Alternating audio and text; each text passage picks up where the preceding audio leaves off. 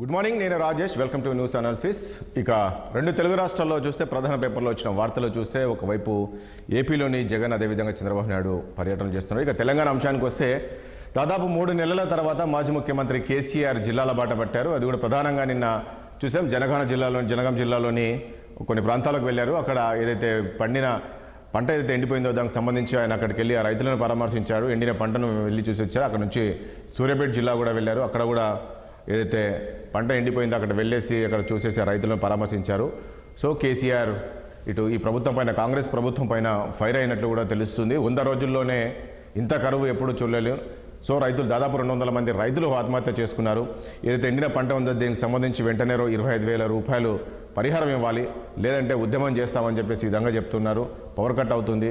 అసలు చూడలేదు ఎప్పుడు రైతుల ఘోష, ఎప్పుడు ఈ పరిస్థితి చూడలేదు. 10 ఏళ్ళు మేము అధికారంలో ఉన్నప్పుడు ఎప్పుడు కూడా ఈ రకంగా జరగలేదు అని చెప్పేసి చెప్తున్నారు. నిజంగా పరిస్థితి ఉందా? మన కేసీఆర్ చెప్పిన దాంట్లో వాస్తవం అవుతుంది. సో ఇలాంటి అంశాలను కూడా మనం చర్చిద్దాం. చర్చలో పాల్గొంటున్నారు మనకు కాంగ్రెస్ పార్టీ సీనియర్ నాయకులు మాజీ ఎమ్మెల్సీ దిలీప్ గారు ఉన్నారు. అదేవిధంగా బీఆర్ఎస్ పార్టీ అధికార ప్రతినిధి తాడూరు శ్రీనివాస్ గారు ఉన్నారు. అదేవిధంగా బీజేపీ అధికార ప్రతినిధి కప్రప్రసాద్ గారు ఉన్నారు. అనలిస్ట్ బండారు రామ్మోహన్ రావు గారు ఉన్నారు. ఏంటి తాడూరు శ్రీనివాస్ గారు, దాదాపు ఇంతకుముందు అన్నట్లు 3 నెలల తర్వాత కేసీఆర్ జిల్లాల బాట పట్టారు. ఏంటి ప్రధాన ఎజెండా ఇదేనా? నిజంగానే ఈరోజు 200 మంది రైతులు ఆత్మహత్య చేసుకున్నారంటారా? చనిపోయారా ఈ 3 నెలల్లో? 3 నెలల ముందు పంటలు ఎండిపోలేదు కదా, ఇప్పుడు పంటలు ఎండిపోయినాయి. వారు వచ్చినారు. రైతుల యొక్క ఇబ్బందులు చూద్దామని ప్రతిపక్ష నాయకుడిగా వారి యొక్క బాధ్యతని కొంత మేరకు ఆరోగ్యం ఇది ఉన్నా కానీ వారు రైతు శ్రేయస్సు దృష్ట్యా మరి ప్రభుత్వం ఎక్కడ కూడా ముఖ్యమంత్రి గారు వెళ్ళి పర్యటిస్తే మేము వెళ్ళకపోదు మేము. కానీ పంటలు ఎండిపోతే పల్లెటూళ్ళకు తిరగాల్సిన ముఖ్యమంత్రి మరి ఢిల్లీ బాట పట్టినారు. కాబట్టి ప్రతిపక్ష నాయకుడి బాధ్యతగా ఎక్కడెక్కడ ఏ ఊళ్ళో ఏ రకంగా ఉన్నది రైతుల బాధలు తెలుసుకొని ప్రభుత్వానికి తెలియజేసే ఒక ప్రతిపక్షంగా ఈ రోజు వారు ప్రతిపక్ష నాయకుడిగా ఆ బాధ్యతను తీసుకున్నారు. దాంట్లో తప్పేముంది చెప్పండి? మంచి చేసినా కానీ దాంట్లో రాజకీయాలు ఎందుకు? ఈ రోజు ఒక పంట వండిపోతే ఎకరానికి 25,000 రూపాయలు ఇవ్వాలని ఒక డిమాండ్ చేసినారు.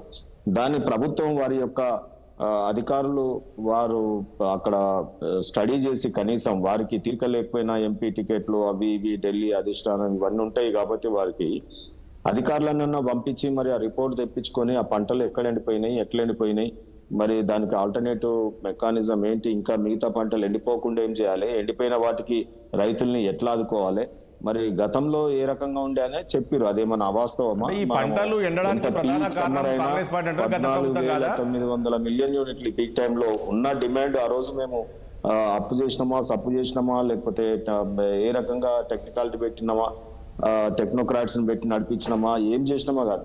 24 గంటల కరెంట్ అయితే ఇవ్వగలిగినాం ఇంత హాట్ సమ్మర్ లో కూడా. ఈ రోజు ఆ పరిస్థితి లేదంటే రైతులు అంటా ఉన్నారు. అది మేమన్న మాట కాదండి రాజేష్ గారు. ఈ రోజు రైతులు మాకు చెప్తా ఉన్నారు కరెంటు ఊకపోవడం వల్ల మోటార్లు కాలిపోతున్నాయి, ఈ రకంగా లో కరెంట్ రావడం వల్ల మళ్ళీ మోటార్ మెకానిక్ల షాపులు మళ్ళీ తెరుచుకున్నాయి. ఈ రోజు వాటిని ఏమంటారు, మన కరెంటు పోతే ఇచ్చేటటువంటి యూనిట్స్ ఏవైతే ఉంటుందో అవి అన్ని కూడా మళ్ళా తెరుచుకున్నాయి ఆ కంపెనీలన్నీ కూడా. సో ఈ రకంగా కొంత మేరకు ప్రజలు ఇబ్బంది పడతా ఉన్నారు కాబట్టి ప్రభుత్వం దృష్టికి తీసుకొచ్చినాం. దీంట్లో రాజకీయాలు ఏం లేవు. ప్రతిపక్ష నాయకుడిగా వారు తన బాధ్యతను నెరవేర్చారు. సో ఇది ఈ ప్రభుత్వము బాధ్యత వహించాలంటే ఈ పాపం అంతా గత ప్రభుత్వం అంది కదా. ఈరోజు రైతులంతా ఈ పరిస్థితి వచ్చిందంటే మీ వల్ల కదా. గతంలో మీరే చెప్పారు కదా, మొదటి పంటకే నాగార్జున సాగర్ నుంచి ఈసారి నీళ్ళు ఇవ్వమని చెప్పి. ఇప్పుడు రెండో పంటకి ఏ రకంగా నీళ్ళు వస్తాయనుకుంటారు? ఏమో ఆ చెప్పింది అయితే మరి నేను వినలేదు ఎక్కడ కూడా. మేమైతే 10 ఏళ్ళు ఇచ్చినామా లేదా అనేది మీకు గీట్రాయి. 10 ఏళ్ళ తర్వాత ఇప్పుడు వచ్చింది అంటే దానికి మనం ఏం చేస్తాం? మళ్ళీ ఏదైనా యజ్ఞయాగాదులు కేసీఆర్ లాగా చేయమనండి. కరువు పోయి మళ్ళీ వర్షాలు పడి మంచిగా సుభిక్షంగా ఉంటుందేమో రాజ్యం. సో నేనేమంటున్నా అంటే మా కాలంలో ఏమన్నా అంటే ఇక మీరు మళ్ళా దేవుళ్ళ మీద తప్పు పడతారా? మా కాలంలో వర్షాలు పడ్డాయి, ఇప్పుడు కరువు వచ్చింది, ఎండలు వచ్చినాయి, మేమేం చేస్తాం, ఈ రకంగా చర్చ కాదు కదా. సో ఇటువంటి విపత్తులు, కరువు అనేది కానీ లేకపోతే అతివృష్టి కానీ, మా టైంలో వరదలు వచ్చినాయి. ఖమ్మంకి వెళ్ళి మేము రైతుకు 10,000 ప్రకటించినాం. ఇక్కడ వరంగల్లో వచ్చినాయి. అప్పుడు కూడా ముఖ్యమంత్రి గారు స్వయంగా పోయి పరిశీలన చేసినారు. వస్తాయి అతివృష్టి, అనావృష్టి ఈ రకంగా ఉంటాయి. రాజుల కాలంలో ఇటువంటి కరువులు వచ్చినప్పుడు ధాన్యాగారం నుంచి తీసి ప్రజలకు పంచేవాళ్ళు. అంటే అప్రమత్తతో ఉండేవారు రాతి యుగంలోనే. ఇప్పుడు కూడా కరువు వచ్చింది, ప్రజలకు ఏమేం కావాలో కొద్దిగా పట్టించుకుంటే బాగుంటుంది. ఇప్పుడు సరే సార్ ఎంత బిజీ ఉన్నా ముఖ్యమంత్రి గారు ఇప్పుడు ఎంపీ ఎలక్షన్స్ ఉన్నాయి కదా, కనీసం 4 ఓట్ల గురించి అన్న పోయి సింబాలిక్ అన్న పోవాలి కదా. అసలు ఇటువైపే లేదు దృష్టి అని ఇప్పుడు ప్రతిపక్ష నాయకుడు పోయిండు కాబట్టి ఉలిక్కి పడ్డారు. ఇప్పుడు చూడండి మళ్ళీ రేపటి నుంచి అందరు వెళ్తారు ఇక. Right, okay. అంటే ఒక ప్రతిపక్ష నాయకుడికి వారికి అనుభవం ఉంది కాబట్టి ఈ టైంలో రైతులు ఎట్లా ఇబ్బంది పడుతున్నారో వారు స్పాంటేనియస్ గా వారి ఆరోగ్యం బాగాలేకపోయినా వెళ్ళడం జరిగింది. సో దాన్ని ఇప్పుడు ఆదర్శంగా తీసుకొని వీళ్ళు కూడా వెళ్తే బాగుంటది. మంత్రులు లేరా వాళ్ళకు పోనీకి? కనీసం ముఖ్యమంత్రి పోకపోయినా ఎమ్మెల్యేలు ఎక్కడ తిరుగుతున్నారు చెప్పండి? ఇంకా మా ఎక్స్ ఎమ్మెల్యేలైనా పొలాల బాట పట్టినారు. రైట్, ప్రసాద్ గారు, ఏ పార్టీ నుండి ఎవరు లేరు అధికారులు? ప్రసాద్ గారు ప్లీజ్ ఒక నిమిషం, తాటూరి గారు ప్లీజ్ ఒక నిమిషం. బీజేపీ పార్టీలో ఎమ్మెల్యేలు లేరా? వారి నియోజకవర్గాల్లో పంటలను దీర్ఘంగా వద్దన్నమా, లేకపోతే కాంగ్రెస్ వాళ్ళు దీర్ఘంగా వద్దన్నమా? అందరు తిరగమనండి. ఎమ్మెల్యేలు చేసే పని ఏముంటుంది సార్? ఇప్పుడు రైతులతో తిరగమనండి. ఓకే, అవి ఓట్లు కూడా కదా, వడ్లే కాదు ఓట్లు కూడా కదా. ఒకటి ప్రసాద్ గారు, బీజేపీ నుంచి ప్రసాద్ గారు, నిజంగా నిన్న కేసీఆర్ ఏదైతే చెప్పారో ఈ గ్రౌండ్ స్థాయిలో నిజంగా పరిస్థితి ఉందా? దాదాపు 14 నుంచి 15 లక్షల ఎకరాలు ఎండిపోయింది. కనీసం ఈ ప్రభుత్వం పట్టించుకోవట్లేదు. కేవలం ఎలక్షన్స్ పైనే వీళ్ళు ఉన్నారు. ఆ చిల్లర మళ్ళీ రాజకీయాలు చేస్తున్నారు. 2-3 చేర్చుకొని ఇది చేస్తున్నారు. కానీ రైతుల గోస ఎప్పుడు 10 ఏళ్ళలో ఎప్పుడు ఇంత గోస చూడలేదు. 200 మంది రైతులు ఆత్మహత్య. ఈ పరిస్థితి ఉందా నిజంగా? కేసీఆర్ చెప్పిన దాంట్లో వాస్తవం ఉందా? నిజంగా ముఖ్యమంత్రి కావచ్చు, మంత్రులు కావచ్చు పర్యటించాల్సిన అవసరం ఉండే అంటారా? రాజేష్ గారు, మీకు ప్యానెల్లో ఉన్న పెద్దలందరికీ నమస్కారం. నమస్తే. కేసీఆర్ గారు పర్యటించడాన్ని నేను ఆహ్వానిస్తా ఉన్నా. వారు మాజీ ముఖ్యమంత్రిగా పోవాలి, పొలాలను చూడాలి, రైతులను పరామర్శించాలి, ఏం చేయాలనో చెప్పాలి. కాకపోతే ఈయన ప్రభుత్వం పోయి 3 ఏళ్ళు కాలే, 3 నెలలు అయిందంటే. అంటే ఈ 3 నెలల కరువు కాటకం కేవలం కాంగ్రెస్ వల్లనే వచ్చింది, లేకపోతే రేవంత్ రెడ్డి చాలా అరిష్టము, ఆయన ముఖ్యమంత్రి కావడం వల్ల ఇది జరిగింది అనేటువంటి ఒక ప్రచారం చేయడానికి ఈయన చేస్తున్నటువంటి ప్రయత్నం ఏదైతే ఉందో అది సరైనది కాదనేది నా అభిప్రాయం. రాష్ట్రంలో కరువు రావడానికి, విపత్తు రావడానికి, భూగర్భ జలాలు ఎండిపోవడానికి గత ప్రభుత్వం తీసుకున్నటువంటి అనేక నిర్ణయాలు కూడా కారణమైతాయి. ఇప్పుడు ప్రధానంగా చెప్పేది ఏంది, వీళ్ళు కాళేశ్వరం ప్రాజెక్టు వల్ల నీళ్లు విడుదల చేయకపోవడం వల్ల ఈ సమస్య వచ్చింది అని చెప్పి అంశాన్ని చెప్పడం కోసమే ఆయన పర్యటన చేస్తా ఉంది. అవును, కాళేశ్వరం ప్రాజెక్టు కుంగిపోయింది, దాంట్లో లక్షల కోట్ల అవినీతి జరిగింది, 1000 కోట్ల అవినీతి జరిగింది, ఆ అవినీతి వల్లనే అది బీటలు బారింది, దాన్ని ఆపాలి అని చెప్పి కాంగ్రెస్ రాజకీయం చేస్తుంది. అంటే ఇది ఎటు చూసినా, ఇప్పుడు రేవంత్ రెడ్డి గారు మాట్లాడినా, లేకపోతే కేసీఆర్ మాట్లాడినా, హరీష్ రావు మాట్లాడినా, ఇది ఎటు వచ్చి కరువు అనేటువంటి అంశం రాజకీయ రంగు బులుముకొని అది కాళేశ్వరం దగ్గరికి పోతా ఉంది. కాళేశ్వరం నుంచి నీళ్లు వదలకపోవడం వల్ల, ఆ డ్యామ్ వాళ్ళు కుంగిపోవడం వల్ల వాటిని నింపలేదని వీళ్ళు, కుంగిపోయినది చాలా తక్కువ, రైతులకు కృత్రిమమైనటువంటి కొరతను సృష్టించి ఇబ్బందులు పెట్టడం కోసమే కాంగ్రెస్ ప్రయత్నం చేస్తుందని చెప్పి వాళ్ళు. అయితే ఈ 2 అంశాలకు తోడు ఇలా కనబడుతుంది ఏంటంటే, వీళ్ళు చెప్తున్నటువంటి విద్యుత్ కోతలు విపరీతంగా ఉన్నాయని చెప్తా ఉన్నారు. ఈ విద్యుత్ కోతలు గతంలో కూడా ఉన్నాయి వాస్తవంగా. అయితే ఇప్పుడు గతంలో ఉన్నటువంటి విద్యుత్ కోతలు బహిరంగంగా రాకపోవడానికి గత ప్రతిపక్షంలో ఉన్నటువంటి కాంగ్రెస్ పార్టీ పూర్తి స్థాయిలో ప్రయత్నం చేయకపోవడం కూడా ఒక కారణం. ఇలా కాంగ్రెస్ నిజంగా ప్రజల్లో ఉండి కొట్లాడి ప్రజాదరణను పొంది అధికారంలోకి రాలే. కేవలం బీఆర్ఎస్ మీద ఉన్నటువంటి వ్యతిరేకత, దీన్ని బీజేపీ అందిపుచ్చుకోకపోవడం వల్ల దాన్ని ఏమంటారు, యాక్సిడెంటల్ గా కాంగ్రెస్ పార్టీ అధికారంలోకి వచ్చినటువంటి పరిస్థితి మీ అందరికీ తెలుసు, రాష్ట్ర ప్రజానికానికి తెలుసు, కాంగ్రెస్ పార్టీ ఎమ్మెల్యేలకు, ముఖ్యమంత్రి గారికి కూడా తెలుసు. అయితే ఈ సందర్భంలో బీఆర్ఎస్ పార్టీ పూర్తిగా దివాలా తీసినటువంటి పరిస్థితికి వచ్చేసింది. ఆయన ఒకరో ఇద్దరో కాదు, ఆ బీఆర్ఎస్ పార్టీ నుంచి వెళ్ళిపోయిన వాళ్ళ లిస్టు తీసుకుంటే దాదాపుగా క్రీమ్ అంతా బయటకు వెళ్ళిపోయింది. అభ్యర్థులను ప్రకటించిన తర్వాత అభ్యర్థులు బయటకు వెళ్ళిపోతా ఉన్నారు, ముఖ్య నాయకులు బయటకు వెళ్ళిపోతా ఉన్నారు. నామా నాగేశ్వరరావు గారు, ఖమ్మం నుంచి నామా నాగేశ్వరరావు గారు, మరి ఆయన కాంగ్రెస్ లో చేరతారా, బీజేపీలో చేరతారా అనేటువంటి డైలమా ఉంది.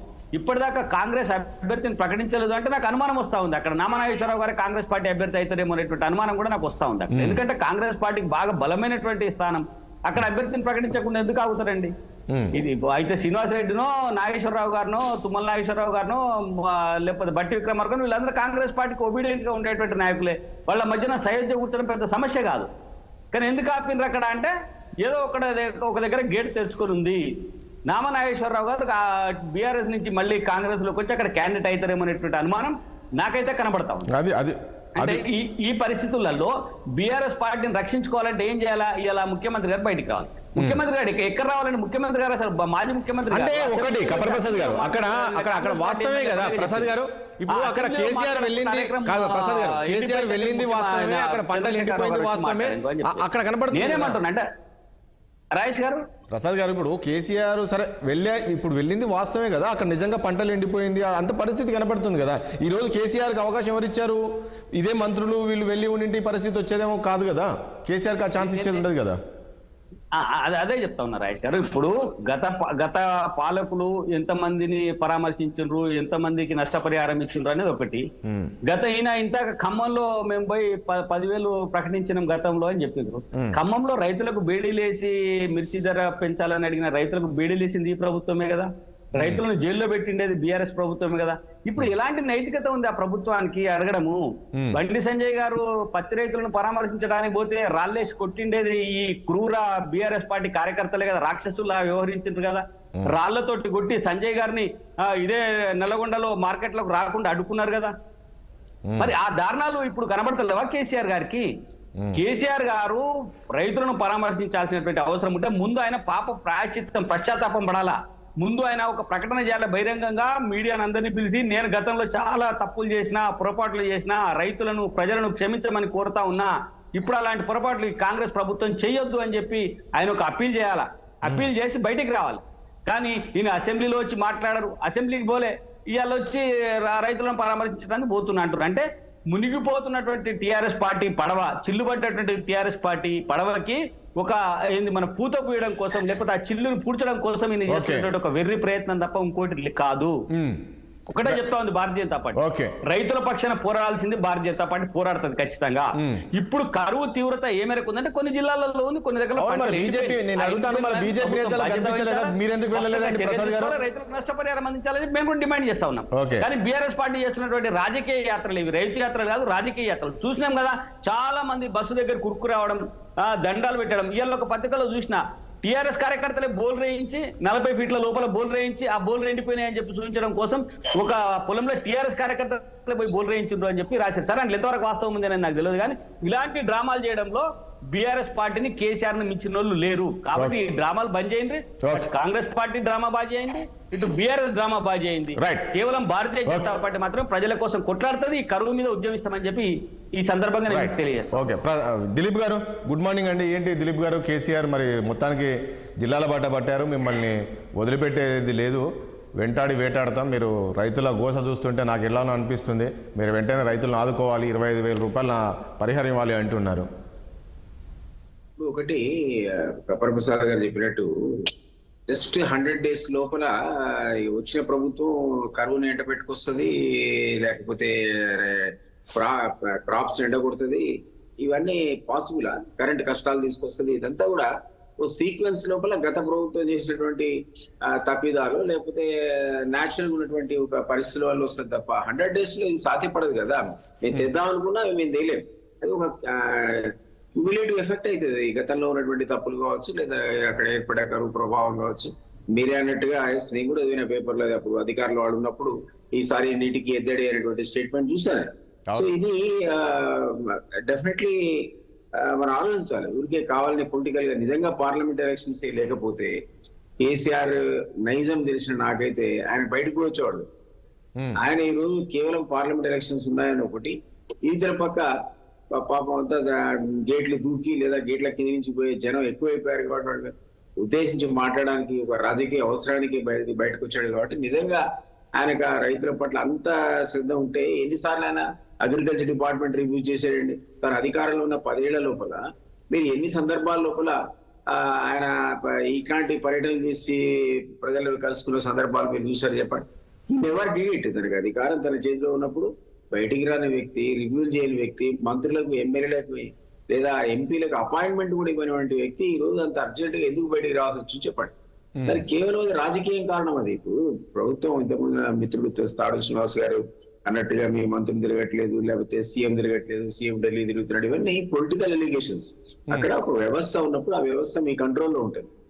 బీజేపీ పార్టీ లేదా టీఆర్ఎస్ పార్టీ తిరగాల్సిన అవసరం ఎందుకు వస్తుందంటే వాళ్ళు ప్రతిపక్షంలో ఉన్నారు, వాళ్ళకు సరైన ఇన్ఫర్మేషన్ ఇచ్చేవాడు, అధికారులు కోఆపరేట్ చేయరు, అడ్మినిస్ట్రేషన్ మీది కాదు, బడ్జెట్ మీ దగ్గర ఉండదు. కాబట్టి మీరు ఖచ్చితంగా తిరిగి దాని రైతులను కన్సోల్ చేయడానికో, వాళ్ళ ఆదరణ పొందడానికో, ఇతర సమస్యల మీద ఫోకస్ చేయాల్సిన అవసరం ఉంటుంది పొలిటికల్ మేనేజ్ కోసం. అధికార పార్టీకి అవసరం ఉండదు.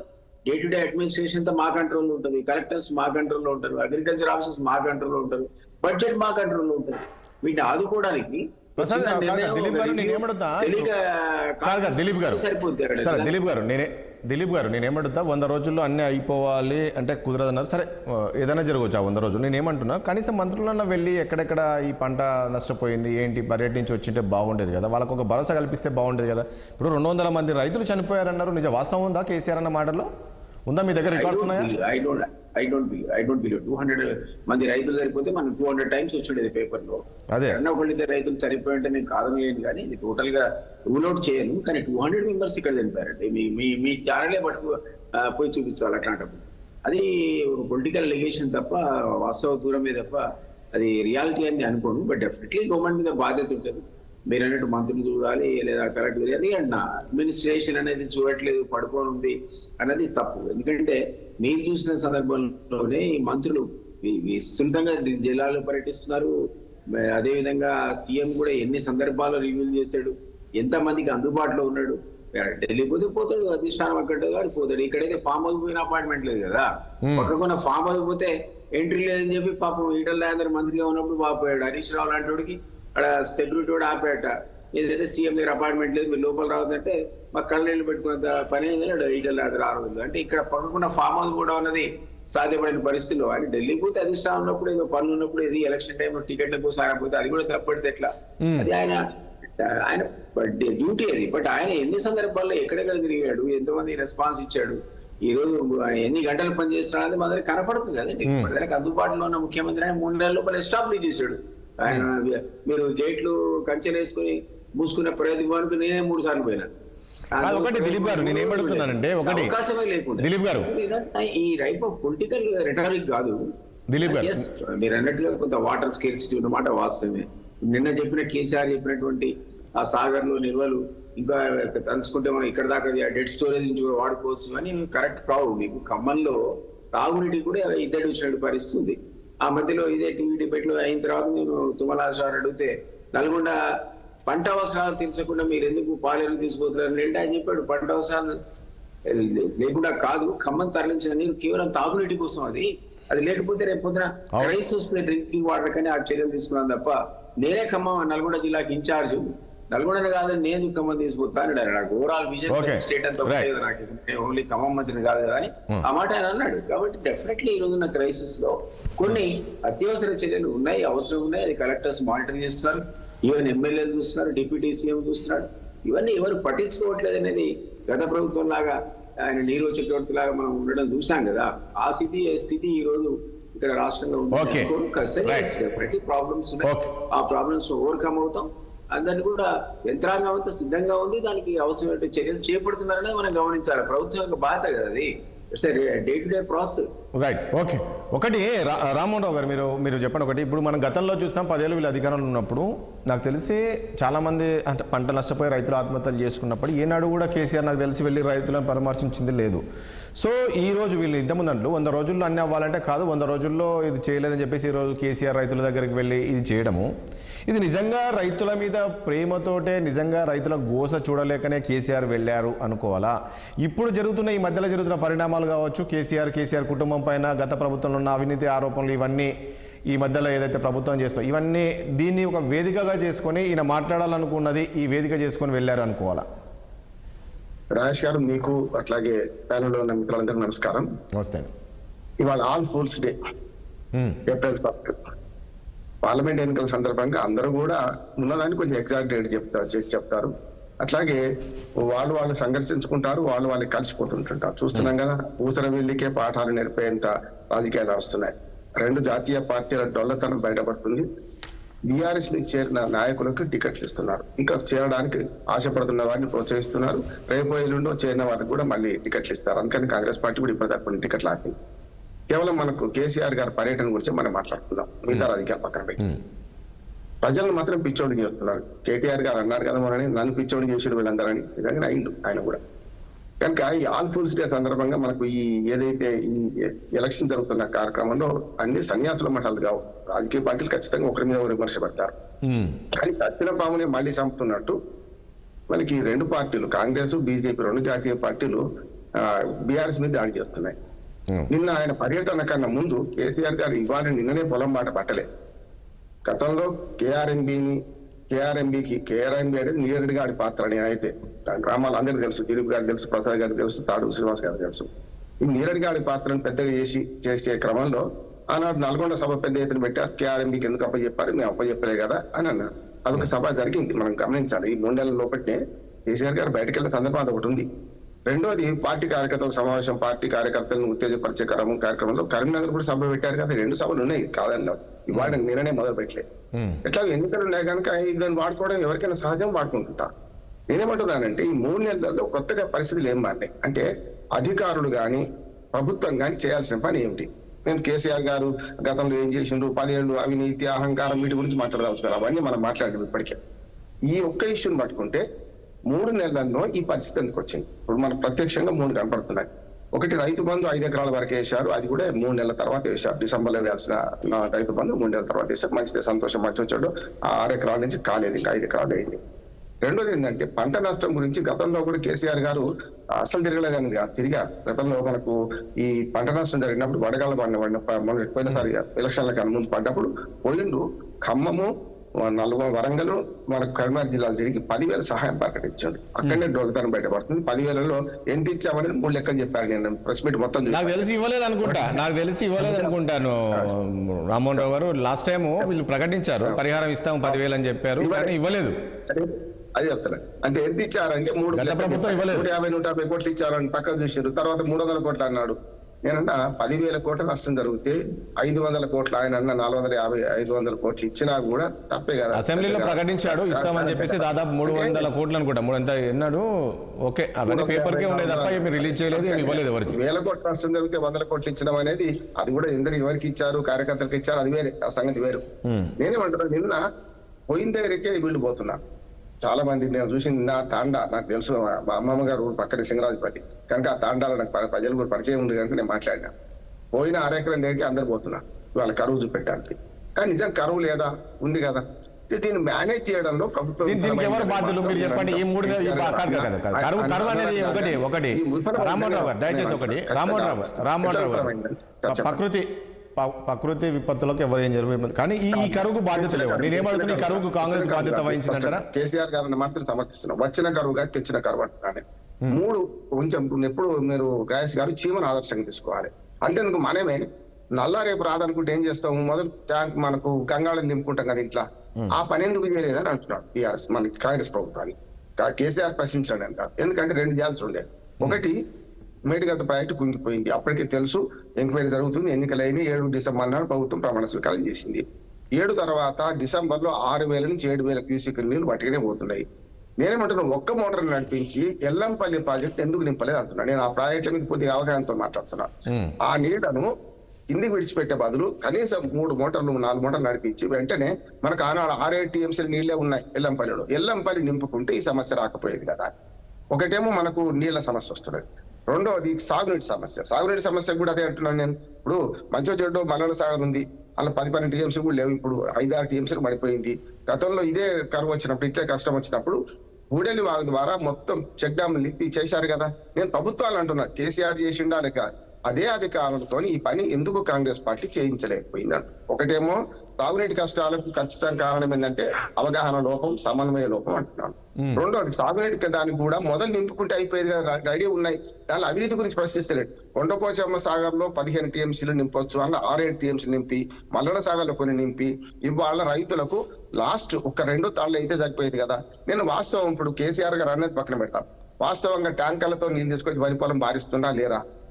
అంతేందుకు, ఇదే వారు జనగామ, సూర్యాపేట, నల్గొండ జిల్లాలు తిరిగిండ్రు. ఆ 3 జిల్లాలు తీసుకుందాం. గతంలో సూర్యాపేట వరకు నీళ్లు పోయినాయి లేవా? ఇవాళ ఎందుకు అవే నీళ్లు, అదే ప్రభుత్వం, అవే ప్రాజెక్టులు కదా, ఎందుకు పోలేదని నేను. తాడేశ్వరపేట అద్భుతము, దాని మీద అభివృద్ధి జరగలేదని నేను అంటలేను. ఇవన్నీ పక్కన పెట్టి పటేల బొర్రంకరా అంటే అంబలి కారకుండా చూడరా అది జరగాలని నేను. నాకు అవినీతి వాటి సమస్య కాదు. ఇవాళ వచ్చిన కరువు కాదు, తెచ్చిన కరువు అంటున్నాను. వర్షపాతం అంటే 6% ఎక్కువనే పడ్డది. 6%, 3% అని లెక్కలు ఉంటాయి, కానీ నిజంగా పడాల్సిన టైంలో లాస్ట్ తాడు అందియకపోతే పంట పండదు కదా అంటున్నాను. కాదు, ఇప్పుడు మీరు ఏమంటారు, ఈ కరువుకు బాధ్యత కాంగ్రెస్ అంటది, వచ్చింది కాదు తెచ్చిన కరువు అంటారు. కరువు కాదు, ఇది సమన్వయ లోపం అంటున్నాను. అధికారులు నడిపించాల్సిన బాధ్యత కరువు కాదు. కరువు ఇప్పుడు వచ్చిందండి. ఇప్పుడు ఎండాకాలం ఇప్పుడు మొదలైంది. ఫిబ్రవరిలో ఎప్పుడు ఈ కష్టాలు తప్పవు. కరెంటు పోతుందా లేదా, 10-12 సార్లు పోతుందా లేదా, గతంలో పోలేదా అంటే వెంకటరెడ్డి గారు నిరూపించారు. ప్రసాద్ గారు అన్నారు ఏంటంటే వాళ్ళు ఎవరు పోలేదు అప్పుడు కాంగ్రెస్ వాళ్ళు పోయినరు. వెంకటరెడ్డి గారే లాగ్ బుక్ పట్టుకొని 8 గంటలు ఇస్తున్న రైతులకు. 8 గంటల 10 గంటల సమస్య, 24 గంటల కరెంట్ ఇవ్వలేదు రైతులు. నా ఇంటికి పొలం ఉంది కదా, నేను చూస్తాను కదా. కానీ 8 గంటలు ఇచ్చినా 10 గంటలు ఇచ్చినా వస్తున్నారు. 3 నెలల్లో అధికారులను నడిపించి ఈ కృత్రిమ కరువు ఏర్పడకుండా చేయాల్సిన బాధ్యత ఈ ప్రభుత్వానికి పని చెయ్యలేదని విమర్శ. కేసీఆర్ గారి విమర్శను పూర్తిగా సమర్థించినట్టు కాదు. కేసీఆర్ గారు మిగతా విషయాలలో అద్భుతంగా మాట్లాడిన. కేవలం 10,000 ఇవ్వలేదు. ఇప్పుడు తనది కాకపోతే కాశీ దాకా తెచ్చుకొచ్చట 25,000 అంటున్నాడు. 10,000 ఇవ్వలే కదా అన్నాడు. రాజేష్ గారు కొంచెం పక్షపాత రహితంగా మాట్లాడారంటే, కేసీఆర్ గారు నిన్న కేవలం పొలం బాట పట్టిండ్రు అంటే నిన్ననే పట్టలేదు, గతంలో పట్టిండ్రు. ఇవాళ ప్రభుత్వం మీద విమర్శ చేయాల్సిన అవసరం ఉంది. ప్రభుత్వం మీద ఇవాళ తప్పులు చేస్తే తప్పనిసరి విమర్శ చేయాల్సిన అవసరం ఉంది కదా లేదా అంటున్నాను నేను. అందుకని కాంగ్రెస్ పార్టీ ఈ అధికారులు నడిపించడంలో సాగునీరు, కరెంటు కష్టాలు, కరెంటు కూడా ఇంకో మాట చెప్తాను నేను. ఇప్పుడు కరెంటుది కూడా మనకు 1600 మన మెగావాట్లలో మనకు ప్రధానమంత్రి ప్రారంభించిపోయింది కదా. ఎక్కువ వచ్చినాడు, అదనంగా వచ్చి మొత్తం కరువు అంతా మొదటి నుంచి తెచ్చిండ్రు. నిన్నటిదాకా ఏం జరగలేదు అన్నట్టు కాదు కదా. దీన్ని సరైన విధంగా వాడుకోవడంలో సుంకేశ్లో కూడా కేసీఆర్ తప్పడుతున్నాను నేను. సుంకేశ్లో 75% పూర్తయింది అంటున్నారు. సుంకేశ్లో పూర్తి అయితే కొంచెం కింది నుంచి తీసుకోవడానికి అవకాశం ఉంటుండే. అంతేందుకు కృష్ణా జలాల విషయంలో 3 పైప్ లైన్ చేసింది కాంగ్రెస్ పార్టీ. గతంలో 3 పైప్ లైన్లు కూడా మేము ఆనాడు ఒక నిపుణుడిగా నేను వెళ్ళి, అయ్యా గోదావరి జలాలు రావడానికి టైం పడుతుంది, కృష్ణా జలాలు 3వ పైపు లేదు, భూమి సేకరణ ఉండదంటే ప్రభుత్వం పాటించింది. అప్పుడు మన రాజశేఖర రెడ్డి గారు గవర్నమెంట్ ఉన్నప్పుడు చేసింది కూడా అంటున్నారు. వాళ్ళదే గొప్ప. కానీ ఇవాళ చేయాల్సిన పని ఏమంటే కేసీఆర్ గారు గత 10 ఏళ్లలో తాగునీటి సమస్య కూడా వచ్చే అవకాశం ఉందంటారా?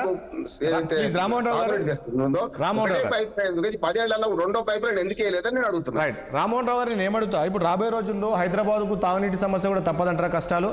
అంటే ఇప్పుడు వీళ్ళు ఏదైతే చెప్తున్నారో రాబోయే రోజుల్లో ఒక హైదరాబాదే కాదు జిల్లాలో కూడా గ్రామాల్లో కూడా మళ్ళీ బిందెలు పట్టుకొని పాత రోజులు వస్తాయని చెప్తున్నారు. ఆ పరిస్థితి ఉంటుందా? అంటే సరైన విధంగా చర్య తీసుకుంటూ ఉండదు అంటున్నారు. ఇప్పుడు ఈ 3 పైప్ లైన్లు మన కృష్ణా జలాల పైప్ లైన్ 3 కాంగ్రెస్ ప్రభుత్వం వేసింది. గోదావరి జలాల నుంచి మా ప్రజ్ఞాపురం నుంచి పోతే అది కూడా కాంగ్రెస్ ప్రభుత్వం వేసింది. కొత్తగా కేశవాపూర్ రిజర్వాయర్ కట్టాల్సి ఉండే కదా, ఎందుకు కట్టలేదు? నేను కాంగ్రెస్ గత 10 ఏళ్లలో ఒక్క చుక్క కూడా బయట నుంచి తీసుకొచ్చే దానిలో కేసీఆర్ గారు సాధించలేదు. దాన్ని ఏం చేసిండు, మిషన్ భగీరథ పేరు మీద పంచి అందరికి ఇచ్చే ప్రయత్నం చేసిండు, ఇచ్చిండు. లాస్ట్ కు మనకు బుద్బుల్లాపూర్ లో పైప్ లైన్ స్టార్ట్ చేసింది కేటీఆర్ కదా, వచ్చిన తర్వాత కాంగ్రెస్ ప్రభుత్వం చేసి వచ్చిన తర్వాత. అందుకని నేను ఏమంటున్నాను, గత 10 ఏళ్లలో కొత్తగా సోర్సులు సృష్టించింది కాళేశ్వరం ద్వారా ఎల్లంపల్లికి నీళ్ళు ఎచ్చిపోచి నీళ్లు అందించడం జరిగింది. ఒక మాట నేనేమంటున్నానంటే, ఇది అధికారులను సమన్వయం చేసుకొని ఎప్పుడు ఏ పని చేయించాలో చేయించలేకపోయినా ప్రభుత్వం అసమర్థత అంటున్నాను. ఇది కేవలం అంతే.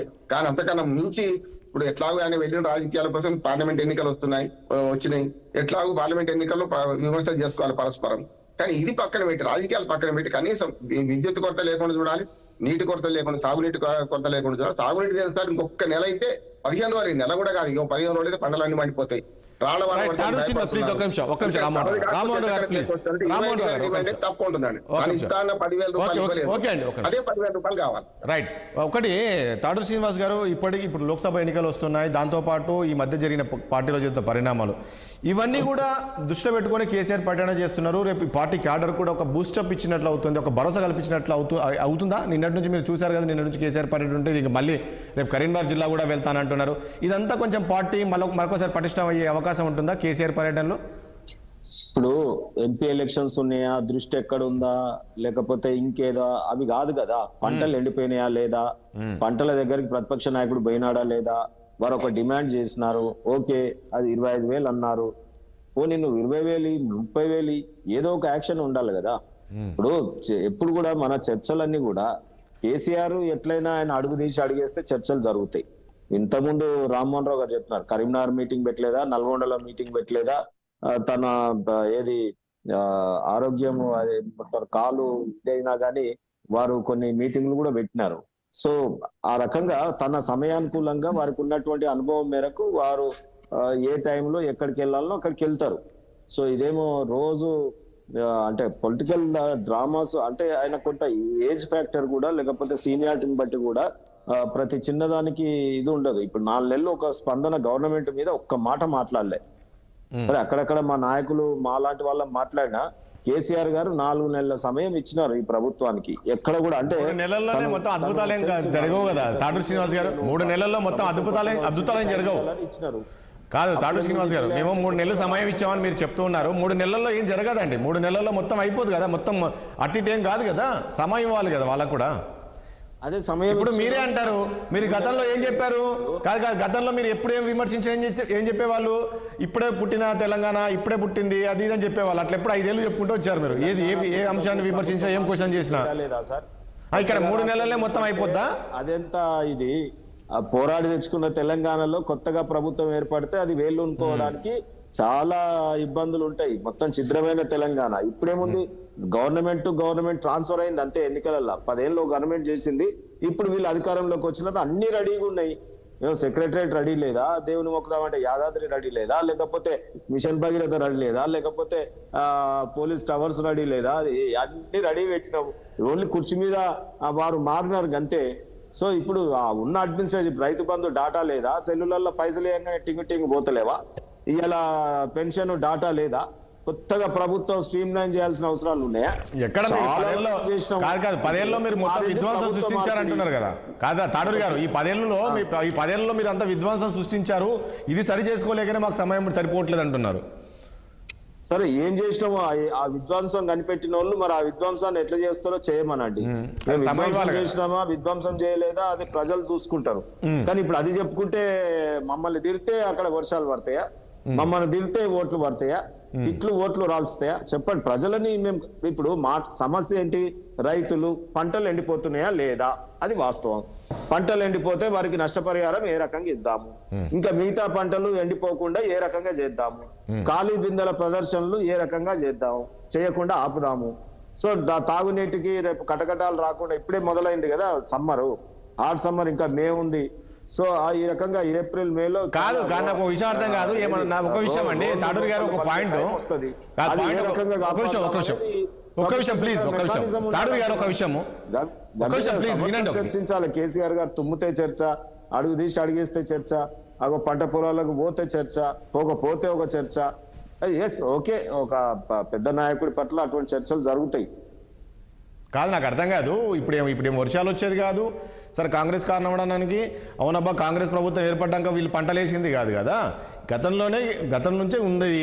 ఇప్పుడు సరే ప్రకృతి రాలేదు, వర్షం రాలేదు, సరే నీళ్లు లేవు, పైనుంచి నీళ్లు రాలేదు, దానికి కాంగ్రెస్ కారణం ఏంటి అని వేరే బిజినెస్ కంపెనీలు నడిపించి పైసలలో ఏదైనా టాక్సేషన్ వచ్చిన పైసలలోకి వెళ్ళి రైతులకు పంట నష్టపరిహారం ఇవ్వమంటున్నాం. నీళ్లు తీసుకుపోయి పోయమంటున్నామా సార్? లేకపోతే వర్షం, లేకపోతే తపస్సు చేయమనండి, వరుణుడు వస్తాడు. అది కాదు ఇక్కడ చర్చ. గతంలో కూడా మీరు ఇచ్చారా? ఇచ్చినాము. ఎందుకు ఇవ్వలేదు? ఇవ్వలేదండి, ఇవ్వలేదు. ఇప్పుడు గతం తోడితే పెంకాసులు వెళ్తాయి. ఇవ్వలేదు, అవసరమా? అరే గతం ఇచ్చినామా? అసెంబ్లీలో కేసీఆర్ ప్రకటించాడు, ఈ రోజు 300 కోట్లకు పైగా ప్రకటించారు. మీరు నిరూపించండి, ఓకే మేము భరిస్తాం. కానీ ఇప్పుడు ఏం చేస్తావో చెప్పమంటే, మీరు ఇచ్చిరా గతంలో, మేము ఇయ్యలేదు, మీరు ఇయ్యరా, అది చెప్పండి మాట. సో అట్లా కాదు రాజేష్ గారు. ఎప్పుడు కూడా మనము చర్చ ఎప్పుడు కూడా ఇప్పుడు ఈ రోజు ఉన్నటువంటి సమస్య, ఆ సమస్యని పట్టేటప్పుడు మనం ఈ రోజు పంటలు ఎండిపోవడానికి కారణం గత ప్రభుత్వం కారణమని వీళ్ళు చెప్తూ ఉన్నారు. గత ప్రభుత్వం పాపాలే ఈ రోజు ఇది వీళ్ళు ఈ రకంగా కష్టాలు పడుతున్నారు, ఈ రకంగా వీళ్ళు ఘోషపడుతున్నారు రైతులు అనేది కాంగ్రెస్ చెప్తున్న ఆరోపణ కదా. సరే అదే చెప్పండి మీరు. ఇప్పుడు మేము గతంలో తప్పులు చేసినాం, ప్రజలు మమ్మల్ని కూర్చోబెట్టినారు, మీకు ఇచ్చినారు అవకాశం, మీరు అబ్రగదబ్ర చేస్తారని కూర్చోబెట్టినారు, చేయండి, అది ఏందో చూపించండి, అది చేయాలి కదా. రాజేష్ గారు ఇంకా మమ్మల్ని నిందిస్తే ఎలా చెప్పండి. మా దగ్గర ఏమొస్తాయి? మీరు అన్నా కానీ రేషపడిపోయి మేము ఇచ్చే ప్రభుత్వంలో ఉన్నామా? ఇప్పుడు మీ మాటలు వాడంగానే మేము లేచి ఉరకడానికి కూడా మా దగ్గర లేదు కదా వ్యవస్థ. ఇప్పుడు నీ దగ్గర ఉంది, ప్రభుత్వం ఏం చేస్తావో చెప్పండి. రైట్ ప్రసాద్ గారు చెప్పండి. రాజేష్ గారు, ప్రసాద్ గారు, ఏంటి ఇంతేనా, నిజమేనా ఈ రోజు అంటే వీళ్ళు ముందే అంటే అనుభవం లేకపోవడంతో ఈ ప్రభుత్వంతో ఈ రోజు రైతులు ఈ రకంగా నష్టపోయారు అనుకోవచ్చు అంటారా? అంటే అనుభవం అంటే ముఖ్యం, అనుభవం లేదుకు లేదు. కాంగ్రెస్ పార్టీలో చాలా మంది, ముఖ్యమంత్రి రేవంత్ రెడ్డి గారు కొత్త కావచ్చు, కానీ ఆ పార్టీలో ఉన్న నాయకులందరూ కూడా చాలా అనుభవం, దాంట్లో ఇబ్బంది ఏం లేదు. కానీ చిత్తశుద్ధి లోపం అనేది స్పష్టంగా కనబడతా ఉంది. చిత్తశుద్ధి లోపం అంటే మేము అదే చెప్తా ఉన్నాం. భారతీయ జనతా పార్టీగా చెప్పేది ఏంటంటే, అటు బీఆర్ఎస్ పార్టీ కానీ ఇటు కాంగ్రెస్ పార్టీ కానీ ఒక నాణానికి బొమ్మ బొరస. వీళ్ళు ఇప్పుడు వీళ్ళు మార్పు వీళ్ళ పార్టీగా అధికారం మారడం వల్ల ముఖ్యమంత్రి మారుతారు కానీ పాలన మారదు అనేది స్పష్టంగా మేము గతంలో కూడా చెప్పినాం, మళ్ళీ ఎన్నికలు కూడా చెప్తా ఉన్నాం, ఈ ఎన్నికలు కూడా చెప్తా ఉన్నాం. ఈ రెండు పార్టీలు ఒకటే, వీళ్ళు ప్రజలని మభ్యపెట్టడం, మోసగించడం, ఓట్లు వేయించుకోవడం. మొన్నటిదాకా బీఆర్ఎస్ ఏం చేసింది, పెద్ద ఎత్తున అనేక అక్రమాలకు పాల్పడదు. అక్రమాలు మీన్స్ ప్రజల్ని మోసం చేయడానికి, మభ్యపెట్టడానికి అనేక రకాల ప్రయత్నాలు చేసింది. ఏది ఎట్లా అంటే ఇప్పుడు కాళేశ్వరం ప్రాజెక్టు ద్వారా మొత్తం అన్నిటికీ నీళ్లు ఇస్తాము, చాలా సస్యశ్యామలం చేస్తామని చెప్పింది. అదే బీఆర్ఎస్ పార్టీ, మా వెంకటరామరెడ్డి గారు ఇప్పుడు బీఆర్ఎస్ పార్టీకి సంబంధించినటువంటి మెదక్ అభ్యర్థి, మాజీ కలెక్టర్, వారేం చెప్పిండ్రు, వరి విత్తనాలు ఎవరి దగ్గరనైనా దొరికితే సుప్రీంకోర్టు చెప్పిన ఆయనకుండా జైల్లో పెడతా అని చెప్పిండు, అరెస్ట్ చేస్తా అని చెప్పిండు. సుప్రీంకోర్టు తీర్పును కూడా నేను గౌరవించలేను, ఎవరికి వరి విత్తనం అమ్మినా జైల్లో పెడతా అని చెప్పిండు. అదే బీఆర్ఎస్ పార్టీ ఏం చెప్తుంది, మేము నీళ్ళు ఇచ్చినాం, వరి పంటను సాగు చేసినాం, పూర్తిగా వరి ధాన్యాలు నిండుకున్నదని చెప్పింది. మరి ఆ వడ్ల కొనుగోలు కేంద్రాలు లేకపోవడం వల్ల రైతులు వరి పండించిన తర్వాత ఎంత ఇబ్బంది పడ్డారో కూడా మనం గత ప్రభుత్వ పాలనలో చూసినాం. అంటే ద్వంద్వ విధానాలు ఉండడం వల్ల, ఎప్పుడు ఏదో అవసరం అది మాట్లాడడం వల్ల గతంలో బీఆర్ఎస్ పార్టీ అనేక రకాలైనటువంటి పొరపాట్లు చేసింది. ఇప్పుడున్నటువంటి కాంగ్రెస్ పార్టీ కూడా 3 నెలల్లోనే కాంగ్రెస్ పార్టీ ఇప్పుడు ఇది చేయకపోయా అది చేయకపోయా అని చెప్పి మేము అనడానికి మా పార్టీ సిద్ధంగా లేదు. కానీ వాళ్ళు గప్పాలు కొట్టడం చూసినామా, 100 రోజులలోనే అన్ని చేసేస్తామనేటువంటి ఒక మాటలు మాట్లాడింది. కాబట్టి మీరు చెప్పిండ్రు కదా ఎందుకు చేస్తలేరనే చెప్పేటువంటి అడిగే అంశమే తప్ప. రెండోది, గత బీఆర్ఎస్ పార్టీ రైతాంగానికి నష్టపరిహారం ఇవ్వలేదు. మీరు కూడా నష్టపరిహారం ప్రకటించి ఇవ్వకపోతే ఇబ్బంది లేదు అయితే రైతులకు. కాబట్టి ఇందాక రామ్మోహన్ రావు గారు చెప్పిండ్రు, ఏ ప్రభుత్వమైనా చిత్తశుద్ధితో పనిచేస్తే అందులో ఉండబడేటువంటి అధికారులను పరుగులు పెట్టించి ఆ సమస్యను గుర్తించి దానికి అనుగుణంగా పనిచేస్తే పాలన సజావుగా సాగుతుంది. కానీ ఇలా ఇరిగేషన్ శాఖ మంత్రి మరొక్క ప్రకటన లేదు ఇరిగేషన్ శాఖ మంత్రి గారిది. వారు ఏం చేస్తున్నారు, ఎక్కడ ఏ ప్రాజెక్టులో నీళ్లు ఎంత ఉన్నాయి, ఏ మొదలుతో వస్తాయి అనేది లేదు. మరి మిగతా మంత్రులు ఏమైనా యాక్టివ్గా ఉండి అన్ని రకాల అంశాల మీద చర్చ చేస్తున్నారంటే మిగతా మంత్రులు కూడా వాళ్ళ శాఖలకు సంబంధించినటువంటి అంశాలలో చాలా నిర్లిప్తంగా ఉన్నట్టుగా మనకు కనబడతా ఉన్నది. ఇదంతా ఎందుకు జరుగుతా ఉన్నది అంటే 33 నెలల్లోనే తిరిగి పార్లమెంట్ ఎన్నికలు రావడం, అటు బీఆర్ఎస్ పార్టీలో అనేక లుకలుకలు ఉండి ఆ పార్టీ నుంచి కొంత ఈ పార్టీలోకి జరిగేటువంటి ప్రయత్నాలు చేస్తుండడం, ఆ తర్వాత ఎన్నికలలో అభ్యర్థుల ప్రకటన, కాంగ్రెస్ పార్టీలో ఉండే అంతర్గత కుమ్ములాటలు, వీటన్నిటి వల్ల ప్రభుత్వ పాలన మీద కొంత దృష్టి వీళ్ళు తగ్గించి పార్టీని చక్కదిద్దుకుని అభ్యర్థులను ఏర్పాటు చేసుకునేటువంటి ప్రక్రియలో పడిపోయినటువంటి స్పష్టంగా మనకు కనబడతా ఉన్నది. కాబట్టి ఇటు కాంగ్రెస్ పార్టీ అయినా అటు బీఆర్ఎస్ పార్టీ అయినా ఎక్కువ సమయం రాజకీయానికి కేటాయిస్తా ఉన్నారు తప్ప ప్రజా పాలన మీద దృష్టి పెట్టట్లేదు. కాబట్టి ప్రజల పాలన మీద దృష్టి పెట్టినటువంటి ఈ రెండు పార్టీలు కూడా జ్ఞానానికి బొమ్మ బొరుసు లాంటివి, వీళ్ళ వల్ల ఉపయోగం లేదని చెప్పి తెలంగాణ రాష్ట్ర ప్రజానికి గమనించాలని చెప్పి నేను కోరుతా ఉంది. ఒకటి దిలీప్ గారు, వీకేస్తే మంత్రులందరూ పొలం కాడికి పోతారు. దిలీప్ గారు ఎండాకాలం పోయి సెక్రటరియట్ లో మంచిగా ఏసీలా ఫర్నిచర్, కొత్త ఫర్నిచర్ వాళ్ళు మురుస్తా ఉన్నారు అక్కడ కూర్చొని. దిలీప్ గారు, ఒకటి ఎలక్షన్ ముందేమో చెప్పారు మేము 100 రోజుల్లో అది చేస్తాం ఇది చేస్తామని చెప్పారు. అందరు ప్రజలు కూడా చాలా మంది ఊహించారు 100 రోజుల్లో చాలా మార్పులు వస్తాయంట, ఏం చేస్తారని. కానీ మీరు చెప్పిన దానికి చేసిన దానికి ఏం కనిపించట్లేదు, ఇక్కడ పొందన లేదు అనే విధంగా. అంటే నిజంగా వీళ్ళు చెప్తున్నట్లు సో పార్టీలు అందరూ సీనియర్లే ఉన్నారు, మంత్రులు వీళ్ళందరూ గతంలో సీనియర్ మంత్రులుగా చేశారు, అనుభవజ్ఞులు ఉన్నప్పటికీ సరే ఎందుకు అంటే నిజంగా ఎక్కడ చిత్తశుద్ధి లోపించింది అంటే మీరు ఇక్కడ పార్టీ చేర్చుకోవడము, పార్టీ పైన ఉన్న దృష్టి ఎందుకు ప్రజలపైన పెట్టలేకపోతున్నారంటే? ఒకటి, ఇప్పుడు ప్రభుత్వంలో రావడానికి, అధికారంలోకి రావడానికి మెయిన్ ఇష్యూస్ ఏమున్నాయి? యాంటీ ఇన్కంబెన్సీ, ప్రజా వ్యతిరేక, టీఆర్ఎస్ మీద ఉన్నట్టు ప్రజా వ్యతిరేకత, మేము ఇచ్చిన 6 హామీలు. ఈ 6 హామీల యొక్క ఇంప్లిమెంటేషన్ స్టార్ట్ అయిందా లేదా అనేది ఒక కొలబద్ద. ఆల్రెడీ ఇంప్లిమెంటేషన్ స్టార్ట్ అయింది. ఎవరికి ఇస్తామనేది ఒక చర్చనీయాంశం. మీరు 200 ఎకరాల నోడికి ఇస్తా, 1000 ఎకరాల నోడికి ఇస్తా, రియల్ ఎస్టేట్కి ఇస్తా అంటే మీ ఇవ్వడానికి సిద్ధంగా లేవు. అది వైట్ కార్డ్ హోల్డర్స్ కి ఏదో కార్డు 1 కోటి మంది 1,05,00,000 అప్లికేషన్ పెట్టుకున్నారు, దాన్ని స్ట్రీమ్ లైన్ చేస్తాం. గతంలో ఒకటి ఎక్కువనే రేషన్ కార్డులు ఇస్తాం, వాళ్ళకి ఇస్తామనేది ఒక యార్డ్ స్టిక్. అది చేసినవా లేదా అని ఒక 6 నెలల్లో మీకే బయటపడుతుంది. సో ఇచ్చిన హామీలు ఇంప్లిమెంటేషన్ మొదలైందా లేదా అనేది ఒక క్వశ్చన్. తర్వాత మీరు అన్నట్టు, మీరే చెప్పినట్టుగా అసలు ఒక సీజన్ కూడా దాటిందా? అతివృష్టి కాకపోయా, అనావృష్టి కాకపోయా, అసలు సీజనే మొదలు కాకపోయా, మీరు వచ్చింది 100 రోజులేనా? మీరు మాకు ఇచ్చింది ఏమైనా నిజంగానే ఆయన కేసీఆర్ అన్నట్టు మేము రాత్రిపూట తిరుగుతామా లంక మీదల కోసం, పగలపూట తిరుగుతామా వేరే విషయం, కానీ లంక మీదలు అయితే లేవు కదా, చిప్పలే కదా, ఖాళీ కుండలే ఇచ్చారు కదా. మిగులు బడ్జెట్ పెట్టుకొని మేనేజ్మెంట్ చేయలేక పాపం ఆగమవుతున్నారు అనడానికి వీల్లేదు కదా. బడ్జెట్ అనేది క్రైసిస్ ఉంది కదా, ఫైనాన్షియల్ మిస్ మేనేజ్మెంట్ చేసి మీరు రాష్ట్రాన్ని అప్పుల ఊపులో నెట్టి వచ్చినోడు వెంటనే పని చేయట్లేదు అంటే రూపాయి కూడా ఇవ్వకుండా పోతుంది. దానికి సమీకరించుకోవడానికి నానా బాధలు పడుతుంది. అందరికి ఓపెన్ గా ట్రాన్స్పరెంట్ కనపడుతూనే ఉంటాయి. ఇక ఆయన అన్నాడు కేసీఆర్, మనందరికీ తెలుసు మొదటి 10 సంవత్సరాలు మొదటిసారి అధికారంలోకి వస్తే 2 ఏళ్ల వరకు మన ఎవరైనా నోరు ఊడిపోలే. అలాంటి నేను ఆర్చ్ క్రిటిక్ ఆఫ్ కేసీఆర్ కదా. మొదటి 2 years అసలు మాట్లాడలేదు. ఎందుకంటే 1 or 2 years టైం ఇస్తే తెలంగాణ ఆకాంక్ష నెరవేరుస్తారు కావచ్చు అని అనుకుని ఆ తర్వాత ఆయన తప్పులు చేయడం మొదలు పెడితే మనందరం తిట్టాం తప్ప అది క్రిటిసైజ్ చేయలేదు. ఒక 2 years సఫిషియెంట్ టైం ఇచ్చాం. ఆయనే చెప్పినట్టుగా అప్పుడు అసలు పవర్ గ్రిడ్ కనెక్షన్ కూడా లేదు. ఆయన అధిక డబ్బులు ఇచ్చి పవర్ కొనుక్కునేటువంటి పరిస్థితి ఉండే అప్పుడు. అట్లాంటిది ఆయన నిన్న చెప్పిన మీ స్పీచ్ లో మీరంటే 3 ప్రాంతాల నుంచి నేషనల్ గ్రిడ్ కి అనుసంధానం అయిపోయినాయి ఆంధ్ర తెలంగాణ. ఇప్పుడు చాలా కంఫర్టబిలిటీ ఎవరిలో ఉన్నామంటే మరి ఇమ్మీడియట్ ఇప్పుడు పేమెంట్ షెల్ డౌన్ కూడా చేయాల్సిన అవసరం లేదు. పక్క రాష్ట్రంతో నిజంగా పవర్ క్రైసిస్ ఉంటే ఆ పవర్ గ్రిడ్ ద్వారానే వేసిన కొత్త గ్రిడ్లు ఆయన చెప్పుకున్న గ్రిడ్ల ద్వారానే ఈజీగా మనం కరెంట్ కూడా కొనుక్కోవచ్చు కదా. ఆ క్రైసిస్ ని రాష్ట్రంలో నెట్టడానికి సిద్ధంగా. నాకు ఒకటి అర్థం కాదు దిలీప్ గారు, మీరు ఎంతసేపు అది కాదు దిలీప్ గారు, కాదు దిలీప్ గారు ప్లీజ్ ఒక విషయం దిలీప్ గారు, మాదే కదా అవకాశం ఉంటే నేనే ఆ గేట్ వే వేసినా నువ్వే చెప్పుకుంటుంది. మరి ఎందుకు దాన్ని వాడుకోవాలి? ఇప్పుడు ఇప్పుడు మీరు అదే అంటారు. ఇప్పుడు మీరు ఏమంటున్నారు సార్, మేము 6 గ్యారెంటీలు 100 రోజుల్లో మేము 6 గ్యారెంటీలు అమలు చేయాలనుకున్నాం కాబట్టి సో మేము 6 గ్యారెంటీలు అంటే ఇక ఇదేనా మీరు 5 ఏళ్ళు పాలన ఉండాలి. ఇప్పుడు మీరు కూడా అదే అంటున్నారు, మీ మంత్రులు అదే అంటారు 6 గ్యారెంటీలు అమలు చేసి అయిపోయినాక రాష్ట్రంలో వేరే సమస్యలు ఉండవా? అవి పట్టించుకోరా? అవి పరిష్కరించారా? 6 గ్యారెంటీలన్నా నేను అధికారంలో రావడానికి మెయిన్ గా ఇష్యూస్ లో ఆయన మీద ఉన్న యాంటీ ఇన్కంబెన్సీ, ఆయన చేసిన అవకతవకలు, అవినీతి ప్లస్ మేము ఇచ్చినటువంటి 6 హామీలు. ఎందుకంటే ప్రజల చుట్టూ చూస్తే ఆయన ఎదుర్కొనే శక్తి ఉన్నవాడు ఎవడు, ఈయన దించాలని ప్రజలు నిర్ణయించినాక పాపం అంతకుముందు కాస్తో కూస్తో ప్రాస్పరస్ గా గడపడ్డ బీజేపీ కొలాప్స్ అయ్యింది. ఆ కారణం చేత మాకు వాళ్ళ అధికారం అప్పచెప్పారు. అధికారం అప్పచెప్పినాక మీరు వెయిట్ చేయాలి కదా అంటున్నా నేను. మరి 3 నెలలకే మొట్టికాయలు వేస్తే ఎట్లా అనేది నా వాదన. అక్కడ ప్రాణాలు కాదండి, పక్క పెడదాం. కపర్ ప్రసాద్ గారు అన్నట్టుగా మీరు అన్నట్టుగా చాలా నిష్ణాతులైనటువంటి వాళ్ళు గతంలో అసలు ముఖ్యమంత్రి స్థానాన్ని ఆశించేటువంటి సీనియర్ నాయకులు 60 మంది ఉన్నారు కదండి మా దగ్గర. వాళ్ళ గైడెన్స్ ఉండదా? వాళ్ళు రివ్యూలు చేయట్లేదా?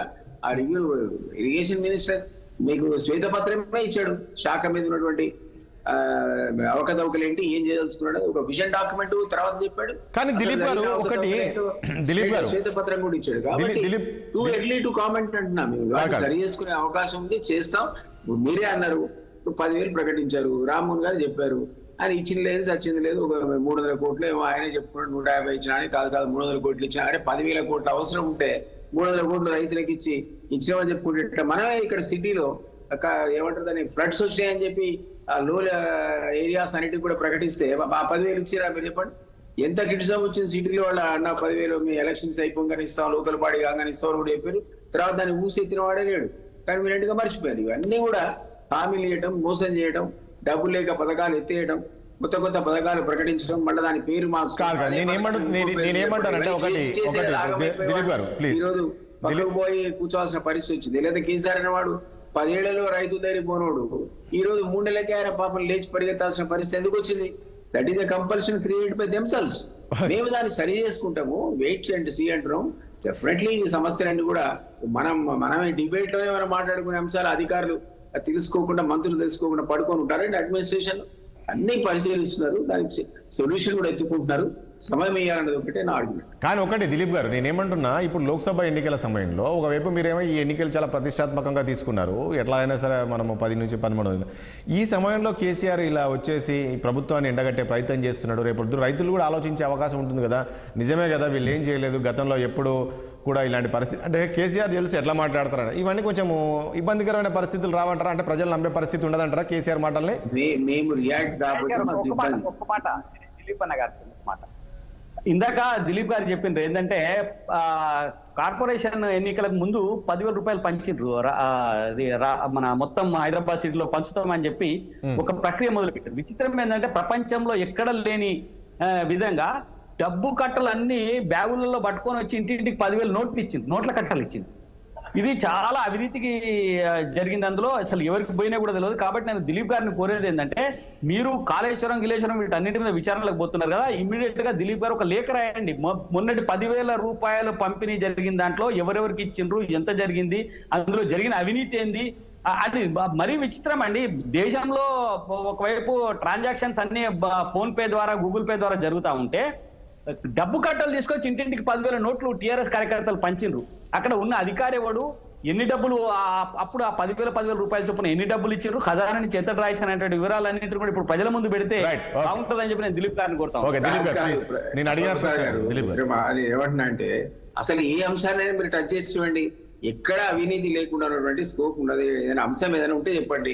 ప్రతి దగ్గర అవినీతే కదా, ఆ కారణం చేతనే ఈ రోజు ఆ పాప ఫలితం అనుభవిస్తున్నారు కదా వాళ్ళు.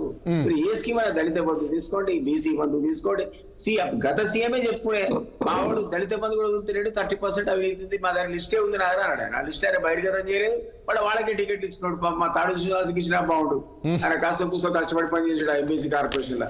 పని చేయడం ఆయన ఎత్తిన పెడితే ప్రజలు బుద్ధి చెప్తే ఈ రోజు నువ్వు ఇంట్లో కూర్చునే పరిస్థితి. పెద్ద మనిషి మా పాత ఆ ఎండాకాలం లేచి నాకే బాధ అనిపిస్తుంది. ఇంత పెద్ద మనిషి పాపం సీఎం ఉన్నప్పుడు లేని కష్టాలు ఈ రోజు పెడుతున్నారు జనాలని. నేనేమంటా అంటే తప్పలేదు, పార్లమెంట్ ఎలక్షన్ ఉంది కాబట్టి ఆయన తిరిగితే తప్పే ఉంది. మరి తప్పు పడడంలో కూడా తప్పలేదు, ఎందుకంటే అధికారులు ఉన్నవాడికి డెఫినెట్ గా అలర్ట్ చేస్తే. అంటే ఇప్పుడు ఏమంటున్నారు అంటే రేపు దీక్షలు చేస్తానంటున్నారు. ఒక ప్రకటన కూడా వచ్చింది, దీక్షలు చేస్తాడు రేపు 6th నుంచి పరిహారం ఏదైతే ఉందో రైతులకి పరిహారం ఇవ్వకపోతే మాత్రం నేను వెంటాడు రేపు దీక్షలు చేస్తాను. రైతులను మోసపుచ్చి వీళ్ళు ఇక్కడ చెప్పులు హర్యానాలో ఇచ్చి, ఢిల్లీలో ఇచ్చి, ఇంకెక్కడో ఇచ్చి వీళ్ళు వాళ్ళ డబ్బులు మన ట్యాక్స్ పేరు అని వేస్ట్ చేసినటువంటి వీళ్ళు ఇక్కడ చనిపోయిన రైతులకి ఇంటికి పోకుండా, అమరవీరులకి ఇంతవరకు ఉద్యోగాలు ఇవ్వకుండా వాళ్ళకున్న 10 ఏళ్ల కాలాన్ని వ్యర్థం చేసిన వీళ్ళ గురించి మనం కొత్తగా ప్రజలు చెప్పాల్సిన అవసరం ఉన్నదా అండి? మనందరికంటే ఎక్కువ అండర్స్టాండింగ్ కాబట్టి ఆయన ఇంటికి పంపించాడు. ఇప్పుడు కొత్త నమ్మడానికి సిద్ధంగా కూడా పంజాబ్ లో ఇచ్చిన చెక్కులు చెక్కులు బోన్సేనంగా వీళ్ళ చరిత్ర గురించి ఏం చెప్తాం మనం? పాపం కవిత తల్లి అనవసరంగా పోయి ఢిల్లీ ఒకటి దిలీప్ గారు అంటే ఇప్పుడు అసలు అంశం గురించి మాట్లాడాలంటే ఇక మనం అవినీతి గురించి అసలు కేసీఆర్ కు బర్త్ రేట్ ఉన్నట్టే అనిపించింది ఆ కుటుంబానికి, కానీ అందువల్లనే ఈ రోజు ఆ ఫలితాన్ని అనుభవిస్తున్నట్టు వాడు. రామ్మోహన్ రావు గారు ఇదే ఇప్పుడు ఇంతకుముందు దిలీప్ గారు అన్నట్టు ఈ కేసులు వెంటాడుతున్నాయి, ఇవన్నీ ప్రజల దృష్టి మలిచే అంటే సైట్ చేసేందుకే ఈ రోజు కేసీఆర్ ఒక యాత్ర ఒకటి పెట్టుకున్నారు అంటారు. నిజమేనా, వాస్తవేనంటారా ఫైనల్ గా? ఖచ్చితంగా నూతిన వాటి మీద 100 రాళ్ళు పడితేనే ఉంటాయి, వద్దనే పడతాయి. ఎందుకంటే చేసిన తప్పులు ఉన్నాయి కాదండి. అందుకని ధర్మదాత అని సినిమా వచ్చింది దాదాపు 50 ఏళ్ల క్రితం, నాగేశ్వరరావు గారు. ఎవరి కోసం ఎవరున్నారు పొండిరా పొండి, నా కాలం కర్మం కలిసి వస్తూనే రండిరా రండి అని పాట పాడతాను ఒక్కడే. అందుకని అట్లా ఉన్నది పరిస్థితి కాదంటలేదు. ఇప్పుడు ఎద్దేవా చేయడం కాదు, కానీ గత పాపాలు వెంటాడతాయి, సమస్య లేదు. శ్రీనివాస్ గారు ఒప్పుకునే గత పాపాలు వెంటాడతాయి. గత ప్రభుత్వం చేసిన తప్పులు ఖచ్చితంగా వెలుగులోకి వస్తాయి. నిన్నటిదాకా సమర్థించిన వాళ్ళని కూడా తప్పనిసరి ఈ విషయాలను మాట్లాడాల్సి వస్తున్నది. ఎందుకంటే అహంకారం ఓడిచ్చింది. ఇంతకుముందు దిలీప్ గారు అన్నట్టు కాంగ్రెస్ గెలవలే, ఆయన ఓడిండు, సమస్య అది. ఓటి 8% 2% ఓట్లలో బట్టే జరిగింది కాదండి. కానీ నేనేమంటానంటే ఈ 3 నెలల్లో ఆ గ్యారెంటీల గురించి అడుగుతలేదు, గ్యారెంటీలు పక్కన పెడతాం. ఇవాళ రోజువారీ కార్యక్రమాలు నడిచే క్రమంలో రైతులు ఇంకొక 15 రోజులు పంట పండుతుంది. పంట పండిన రెండో కష్టం కాంగ్రెస్ ఉన్నది రాజేష్ గారు. ఎందుకంటే 500 రూపాయలు బోనస్ ఇస్తా అన్నారు కదా, ప్రతి వడ్ల గింజ మీద ప్రతి క్వింటాల్కి 500 రూపాయలు మద్దతు దాటిస్తా అన్నారు కదా, అది ఒక సమస్య ఇది అంటున్నాను. పంట పండుతుంది ఇప్పుడు మంచి వచ్చాడు, 10 లక్షల ఎకరాలు 5 లక్షల ఎకరాలు ఎండిపోయింది అనుకుంటాం. మిగతాది పంట పడుతుంది కదా. ఎప్పుడో ఇట్లా కష్టపడి రైతు అయితే అగాధంగా గాలికి ఇచ్చిపెట్టాడు, ఏదో తిప్పల పడైనా సరే ఇంత పెట్టుబడి పెట్టాం, ఈ 10 కాడ 11 అవుతుందని పెట్టించుకొని తీసుకొచ్చుకుంటాడు. నేనేమంటున్నా కరెంట్ కష్టాలు రాకుండా చేయాల్సిన బాధ్యత 3 గ్రిడ్లు నిన్ననే చెప్పారు కేసీఆర్ గారు. 3 గ్రిడ్ల ద్వారా అవుతుందండి, ఎందుకు కొంటలేదు? ఒక్క 15 రోజులు కొంటే అయిపోతుంది. రాగానే రేపు పొద్దున పీక్ అవర్స్ లో రాజేష్ గారు ఇప్పుడు పారిశ్రామిక అవసరాలు కూడా పెరుగుతాయి. ఏమవుతుందంటే ఒకటి మనకు డొమెస్టిక్ మన కన్జంప్షన్ పెరుగుతుంది, దాన్ని అంచనా వేయాలి. అదే ప్రభుత్వంలో లీడర్ అంటోడు అన్ని పనులు తను చేయాల్సిన అవసరం లేదు, నడిపించాలి. ఎవరితో నడిపించాలి, ఎవరితో నా కార్యక్రమం జరుగుతూ చేయించాలి. డిపార్ట్మెంట్ విద్యుత్ బాగా చేయాలి. గతంలో చెరువులు నింపింది కదా, ఇప్పుడు ఎందుకు నింపలేదని అడుగుతున్నాను. ఇదే ఎండాకాలంలో చెరువులు అన్ని కూడా మన బ్రాహ్మణంగా నిండుగా ఉండల్లా ఉన్నాయి. ఉన్నప్పుడు కదా భూగర్భ జలాలు పెరుగుతాయి కదా, ఎందుకు చేయలేదు? మొదలే ఇప్పుడు చెప్తున్న దీపం ఉన్నప్పుడు ఇల్లు చక్క పెట్టుకోలేదు. 3 నెలలు టైం సరిపోతుండే కాంగ్రెస్ కు, అది చెయ్యలేదు. ఇద్దరు కలిసి ఇప్పుడు చచ్చిన పామును మళ్ళీ చంపుతున్నారు. చచ్చిన పాము అంటున్నాను నేను. ఎందుకు చంపుతున్నానంటే పార్లమెంట్ ఎన్నికల్లోపు ఈ 2 పార్టీలు ఒక రకంగా చెప్పాలంటే మొత్తం బీఆర్ఎస్ ను ముంచాలి. మేము రేపు పొద్దున ఎంపీ ఎలక్షన్లలో ఇద్దరికి చావో ఉంది, అటు రేవంత్ రెడ్డి గారికి ఇటు బీజేపీకి కూడా రేపు ఎక్కువ సీట్లు గెలుచుకోవాలి. ఖచ్చితంగా జరుగుతుంది, బీఆర్ఎస్ నష్టపోతుంది కాదంటలేదు. కానీ దీనికోసం రోజువారీ అవసరం నేనేమంటాను ఒకటి రామ్మోహన్ రావు గారు, అది కాదు పాయింట్. నేనేమంటానంటే ఇప్పుడు ఈ లోక్సభ ఎన్నికల సమయంలో కేసీఆర్ చెప్తూ ఉన్నారు నేను ఇట్లా ఉంటా రేపు దీక్ష కూడా చేస్తాను అని అంటున్నారు. ఇవన్నీ కొంచెం బీఆర్ఎస్ పార్టీకి ప్లస్ అవుతుందా? అంటే దాంతోపాటు కాంగ్రెస్ పార్టీ కూడా అంటే మైనస్ అయ్యే అవకాశం కనబడుతుందా? అలాంటిది ఏమి ఉండదు అంటారా? ప్రజలు నమ్మే పరిస్థితి ఉన్నారు, కేసీఆర్ ఏం చెప్పినా కూడా ఇంకా కేసీఆర్ పైన ప్రజలకు ఏమి ఇంకా సానుభూతి రాలేదు, ఆగ్రహంతోనే ఉన్నారు అనే పరిస్థితి ఉంది. దాని నుంచి ఏమైనా బయటపడే అవకాశం ఉంటుందా? ప్లస్ ఉంటుంది మైనస్ ఉంటుంది. నిన్న ఆయన గంట సేపు ప్రెస్ మీట్ మాట్లాడాను, అవసరం లేదంటున్నాను. నేను చెప్పిన విషయం 3 సార్లు చెప్పిన. ఇప్పుడు ప్రజలు దీన్ని 2 పేరీస్ వేసుకుంటారు. నేను చెప్పాను కదా 10,000 రూపాయలు సహాయంగా 25,000 పెంచారంటే నువ్వు ఇస్తాన 10,000 ఇవ్వకపోతే ఇవన్నీ విమర్శ వస్తుందా వస్తలేదా? అట్లానే మొత్తం గత ప్రభుత్వం అంతా సస్యశ్యామలం స్వర్ణయుగం అని ఏమని చెప్తలేం కదా. అందుకని ఇప్పుడు ఖచ్చితంగా విమర్శ వస్తుంది. కానీ నేనేమంటే పార్లమెంట్ ఎన్నికల దృష్టి తాత్కాలికంగా ఆలోచన చేయకండి. ప్రభుత్వాలు శాశ్వతం, పార్టీలు శాశ్వతం కాదు. ప్రభుత్వాలు నడిపించడంలో కాంగ్రెస్ పార్టీ 3 నెలలుగా రాజకీయ కోణం పట్ల గేట్లు తెరిచినమని, అది గేట్లు తెరవడం కాదు, ఇటు గేట్లు తెరవడం అంటున్నాం. సాగునీటి గేట్లు తెరవండి, ఉన్న నీళ్ళని వాడుకునే ప్రయత్నం చేయండి. ఉన్నది ఎట్లా ఇప్పుడు పిండి కొద్ది రొట్టె రాజేష్ గారు, సంసారం నడపాలంటే సంసారం పెద్ద మారిండు అంటుంది. నీ సంసారం ఇదే తెలంగాణ సంసారం. ఈ పెద్ద మారిన పెద్ద ఏం చేయాలంటే గతంలో కంటే మంచి చేసే ప్రయత్నం చేయాలి. పోయిన పక్కన పెట్టండి, ఈ కరువు కాలంలో పోయిన 10 ఏళ్లలో 6 ఏళ్లే, అంతకుముందు 4 ఏళ్లు సర్దుకోవడం సరిపోయింది. ఈ 6 ఏళ్లలో ఈ 2-3 సమస్యలు రాలే కదా అని నేను అంటున్నాను. సాగునీటి సమస్య రాలేదు, తాగునీటి సమస్య రాలేదు, అట్లాగే విద్యుత్ కొరత లేదు. ఈ 3 సరి చేసే ప్రయత్నంలో ప్రభుత్వం అధికారులను నడిపించడంలో విఫలమైంది. గత అధికారులు కూడా వీళ్ళకి సహకరిస్తలేరు. గతంలో రేవంత్ రెడ్డి గారు చెప్పారు కదా. ఇప్పుడు మన ఇంకోటి ఏంటంటే రాజు గారు, కాళేశ్వరం చెడిపోయింది బదనాం చేయడానికి ఆవులావుల కొట్లాట్లో లేఖదుడులు ఎందుకు పనిచేస్తున్నారు, ప్రజలు ఎందుకు పనిచేస్తున్నారు అంటున్నారు. అవును కరెక్టే, మేడుగడ్డ గురికిపోయింది, దాని ద్వారా మొత్తం అయిపోలే కదా అంటున్నాను. ఇంకా ఉన్నాయి కదా, ఎందుకు ఎత్తలేదు? ఇప్పుడు అంత పక్కన పెట్టి కింద నుంచి రాదు, పైనుంచి శ్రీరామ్ సాగర్లో నీళ్లు ఉన్నాయి, కడెం ప్రాజెక్టులో నీళ్లు ఉన్నాయి. ఈ పంటలకు ఇంకో 15 రోజుల పంటలకు అయిపోతే ఆ నీళ్ళని కిందికి దించి ఎల్లంపల్లి ద్వారా తాగునీటి అందించవచ్చు కదా అంటున్నాను. ప్రణాళిక మనసుంటే మార్గం ఉంటుందండి. రేపు పొద్దున ఈ 3 నెలలు ఇదే అయితే రేపు ఎన్నికల లోపే ప్రభుత్వం ఇంకా పదనమైంది అంటున్నాడు. ఇప్పుడు ఇంకా 3 నెలల టైం ఉంది రాజేష్ గారు. జూన్ 4 దాకా ఈ ఎలక్షన్లు జరుగుతూనే ఉంటాయి. ఆ ఫలితాలు వచ్చేదాకా ఈ రాజకీయాలు నడుస్తూనే ఉంటాయి. ఒకరి మీద ఆరోపణ చేస్తుంటారు. 3 నెలలు ఇస్తే చేస్తారా? మొత్తం రాజకీయం కోసం ప్రజలు బలి పెడతారా? ఓకే, ప్రసాద్ గారు ఫైనల్ గా చెప్తున్నట్లు ప్లీజ్ క్లోజ్ చేద్దాం. ప్లీజ్, టైం లేదు. అంటే ప్రసాద్ గారు నేను చెప్పేది ఏంటంటే, కేసీఆర్ గారు దీక్ష చేయకపోయినా ప్రజలలో అసంతృప్తి అయితే కొంత, అంటే ఈ 100 రోజులలోనే కాంగ్రెస్ పార్టీ ఏమీ చేయలేకపోయింది, కాంగ్రెస్ పార్టీ కొంత ఇబ్బంది పెడుతుంది ప్రజల్ని అనేటువంటి భావన అయితే వచ్చింది. అయితే ఈ కరువు అనేది కృత్రిమమైనటువంటి కరువు కాదు. ఇది అంటే ఏదో సృష్టించడం ద్వారా వచ్చినటువంటి కరువు కాదు. పూర్తిగా కరువు వచ్చింది, రాష్ట్రంలో పెద్ద ఎత్తున కరువు వచ్చిందని చెప్పడానికి కూడా లేదు. కొన్ని జిల్లాలలో కొంత పంట ఎండిపోయినటువంటి మాట వాస్తవం. ఎందుకు ఎండిపోయింది అనే దానిపైన రివ్యూ జరగాల చేయాలి. అయితే ఎన్నికల సందర్భంలో ఇటు బీఆర్ఎస్ పార్టీ దాన్ని ఒక తమ ఆయుధంగా వాడుకోవడానికి చేసినటువంటి ప్రయత్నం ఒకటైతే, నేను చెప్పేది ఏంటంటే గతంలో బీఆర్ఎస్ చేసినటువంటి అనేక శాపాలు, అనేక లోపాలు, ఇవన్నీ కూడా ఇప్పుడు ఈ ప్రభుత్వానికి కూడా కొంత ఇబ్బందికర పరిణామాలకు కారణమైతే అని చెప్పి నేను అనుకుంటా. గతంలో విద్యుత్ కొనుగోలు చేసిండ్రు, విపరీతమైనటువంటి రేట్లతో విద్యుత్ కొనుగోలు చేసిండ్రు, 1000 కోట్ల రూపాయల బకాయిలు పెట్టిండ్రు. ఇప్పుడు ఆ బకాయిలు చెల్లించాలి, మళ్ళా తర్వాత నెల ఇచ్చేటువంటి ఈఎంఐలు కూడా చెల్లించాల్సినటువంటి అవసరం అయితే ఈ రాష్ట్ర ప్రభుత్వం అనుకున్నది. అవన్నీ పోను వీళ్ళు పెట్టినటువంటి 6 గ్యారెంటీలకు అవసరమైన 1000 కోట్ల రూపాయల నిధుల సమీకరణ కూడా జరగాల.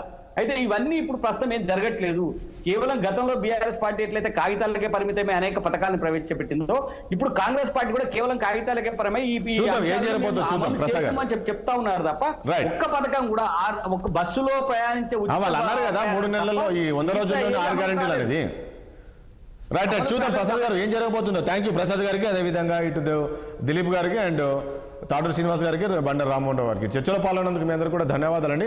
చూసాం కదా, మొత్తానికి 3 నెలల్లో కాంగ్రెస్ అధికారం చేపట్టిన 3 నెలల్లోనే కరువు వచ్చిందని చెప్పేసి కేసీఆర్ చెప్తున్నాడు. అందుకు ఇక ఉదాహరణగా నిన్న 2 జిల్లాలు అయితే తిరిగి వచ్చారు. జనగాం జిల్లా కావచ్చు, అదేవిధంగా సూర్యాపేట జిల్లాలోని తిరిగేసి అక్కడ ఏదైతే నష్టపోయిన పంట ఉందో అక్కడ వెళ్ళి పరిశీలించారు. వాళ్ళకి వెంటనే 25,000 రూపాయలు పరిహారం ఇవ్వాలి అని చెప్పి చెప్తున్నారు. అలా ఇవ్వలేదు అంటే రాష్ట్ర వ్యాప్తంగా కూడా చాలా వరకు నష్టపోయిన రైతులు వాళ్ళందరికీ ఇవ్వాలి అంటున్నారు. ఒకళ్ళు ఇవ్వలేదంటే మాత్రం నేను మరొకసారి ఉద్యమం చేపడతాను, దీక్షలు చేస్తాను అంటున్నారు. మరి చూద్దాం అది ఎంతవరకు నిజంగా రైతులపైన కేసీఆర్ ప్రేమ ఉండే వెళ్ళారా, లేక రేపు లోక్సభ ఎన్నికలు రాబోతున్నాయి, అదేవిధంగా ఈ మధ్య జరుగుతున్న పరిణామాలు చూసాం. బీఆర్ఎస్ పార్టీ పైన కావచ్చు, కేసీఆర్ కుటుంబం పైన కావచ్చు, అవినీతి ఆరోపణలు రావడం, ఇవన్నీ కూడా సైడ్ ట్రాక్ పట్టించేందుకు వెళ్తున్నారా అనేది కూడా చూడాల్సి ఉంటుంది. ఎందుకంటే కాంగ్రెస్ ఆరోపిస్తుంది ఇదాన్ని.